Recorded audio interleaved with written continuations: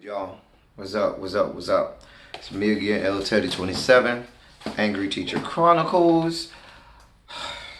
Y'all, Love and Hip Hop Season 8, Episode 16. And I'm at the point, y'all, where I am ready, so very ready for this to be over. Dear God.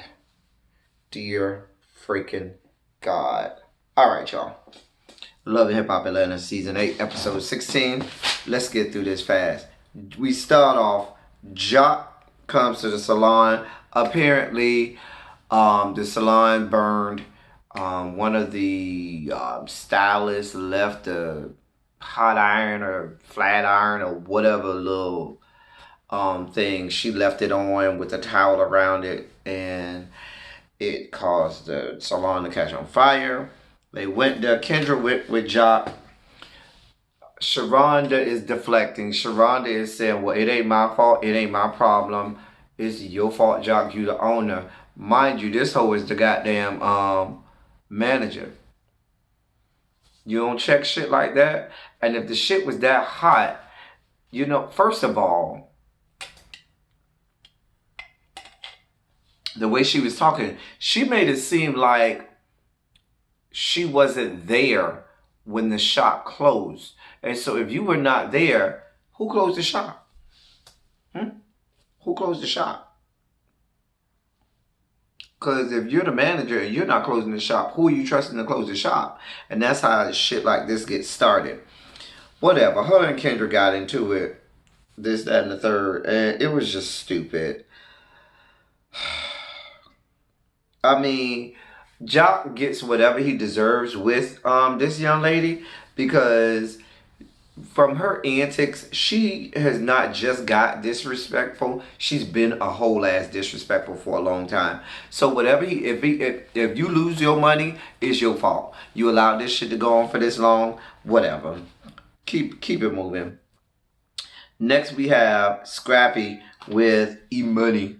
I hate how him and Erica say her name, E-Money. Anyway, E-Money tells Lil Scrappy that she wants the whole family at the birthday party, which is why you don't let children dictate things, because that's a recipe for disaster. You know that the entirety of your family does not get together. So why would you let this child dictate to you that that's going to happen? I'm sorry. Yes, she might want that, but sometimes children don't know all of the pieces of the puzzle. They don't know, they can't see the full picture. And you allowing this child to dictate how things are going to go is not a wise decision. But what do we expect? Scrap ain't never been, Scrap ain't don't make good sound decisions for himself. So why would I think he would make good sound decisions based when it comes to his child? Whatever. Next, there's this wine tasting that Sierra, Spice, and Shekinah are at. So Sierra admits that, her and the devil Dick were talking or dating or whatever they were doing, and she was supposed to go out on a date with him to that event that Kirk and Rashida had, and she stood him up. The turd, aka Shekinah, the turd, then talks about how at the Rashida and Kirk event, the gutter snipe right up out the hood showed up and showed her whole ass. Just showed her whole ass. And so she started talking about that. She starts to go off about, the turd starts to go off about the gutter snipe. And she starts to call the gutter snipe names and this, that, and the third, and references the gutter snipe's kids. Spice takes offense to this. Okay. So here's our fall the fuck back moment, okay? Our hashtag FTFB. Hey, Spice. Hey, whore. How in all of the holy fucks And how in everything that is fucking holy can you fucking offer, get what, not offer, but get mad with fucking Shekinah about her saying something about the gutter snipe and her kids saying, oh, you can't say nothing about her kids or whatever because you're not a mother. Wait, when did that start? Hello? When did that become a rule that you can't say anything about a mother and her kids unless you a mother with kids? Bitch, if you don't sit your black ass the fuck down and fall all the way the fuck back, really? No. No means no, and yes means no. No, that is not how that works. I'm sorry. There's no rule that says only mothers with kids can talk about or say something about mothers with kids. Bitch, I don't even have to go down the myriad and cornucopia of reasons as to why that is not a rule and has never been a rule and will never be a rule. Girl, if you don't sit your ass... Girl. I'm done. Because I don't even want to spend that much time on this whole debacle that was an episode, okay? That was our hashtag FTFB. We have another one coming up. Anyway, Ciara then talks about because the turd walked out, got mad because Spice told her, oh, you can't talk about nobody's kids because you ain't got no kid. And so Ciara goes out and tries and brings the turd back in to talk to Spice about, and you know, so that they could talk it out and reconcile or whatever. The turd talking about having 2 abortions, this, that, and the third. Spice feels bad about it. But I'm like, first of all, Spice, you had no business and you had no place to tell her she couldn't talk about nobody having kids. I mean, talk about nobody's kids because she don't have kids. We'll get to all of the reasons why in just a few minutes. Next, we got Devil Dick with his 2 sons. And the first thing I thought about was, did y'all look at the Devil Dick's lip during this scene? Like, what the fuck was that on his lip? I thought it was maybe spit or something. Then it looked like maybe a lump or something was on his lip. Y'all know the Devil Dick puts his lays pipe anywhere it'll land, and living in the city of Atlanta where you happen to have the Center for Disease Control headquartered. I'm just saying, do the math. How the fuck you get this shit on your lip? Whose pussy or whose vagina have you laid them lips on?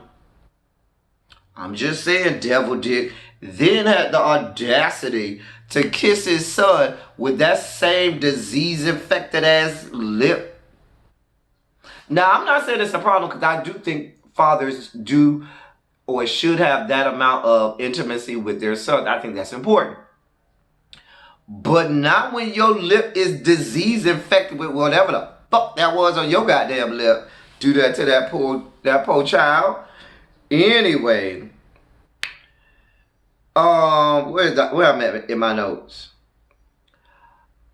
The only thing I really took from that is, and it makes sense, Tiana trifling ass told the Devil Dick that King can come stay with him or live with him because her trifling ass don't want to take care of all her damn kids. So she looked and found any opportunity to get rid of one of them, and she found her opportunity. So that's why King is moving in with Devil Dick, because that trifling asshole don't want to take care of her damn kids. She's looking for any reason or any opportunity to drop them off. Child, whatever.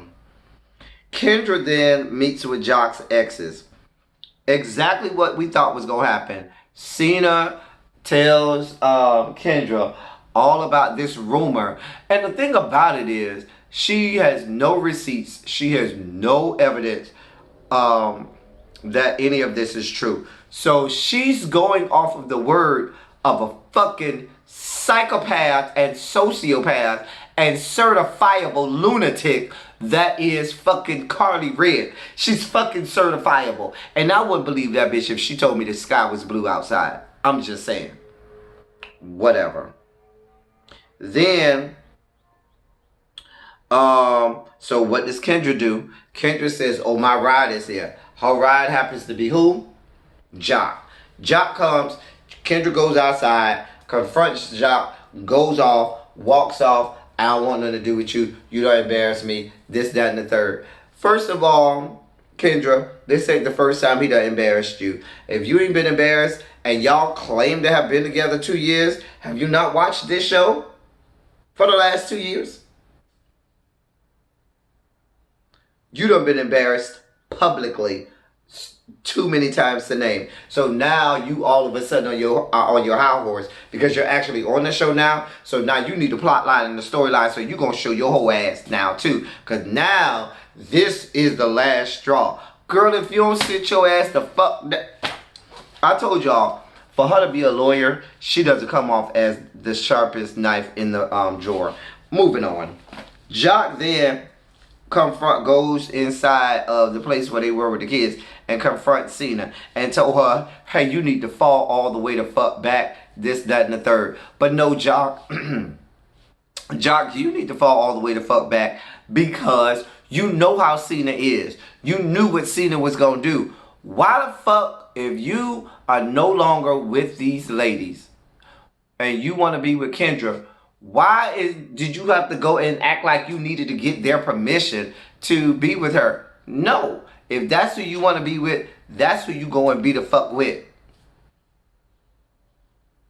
I don't need my current boo going to go have one-on-one private conversations at all with any of my exes. I'm sorry. If y'all motherfuckers have a conversation, my current boo and any of my exes, that conversation will happen with me being there. Because what's not going to happen is I'm just giving y'all free reign to talk it out and, throw me under the bus. And now I got to backtrack and try to figure out what y'all talked about and make excuses for or try to, make amends for whatever fuckery they done laid on you. You know what I'm saying?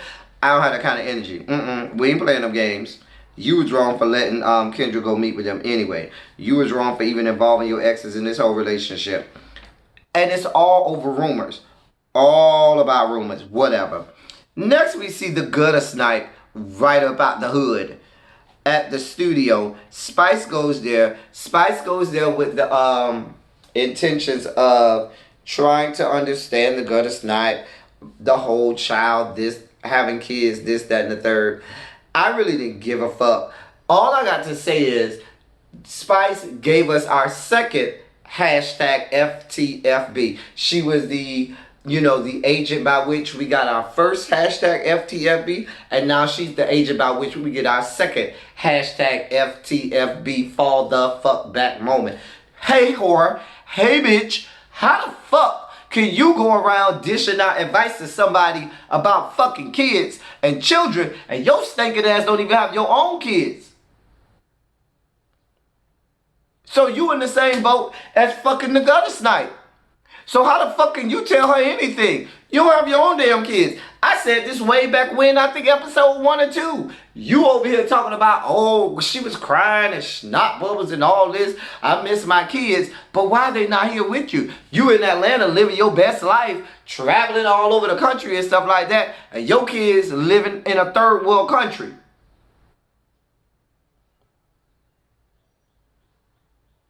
Explain, please. So why the fuck would you be somebody to give advice to anybody?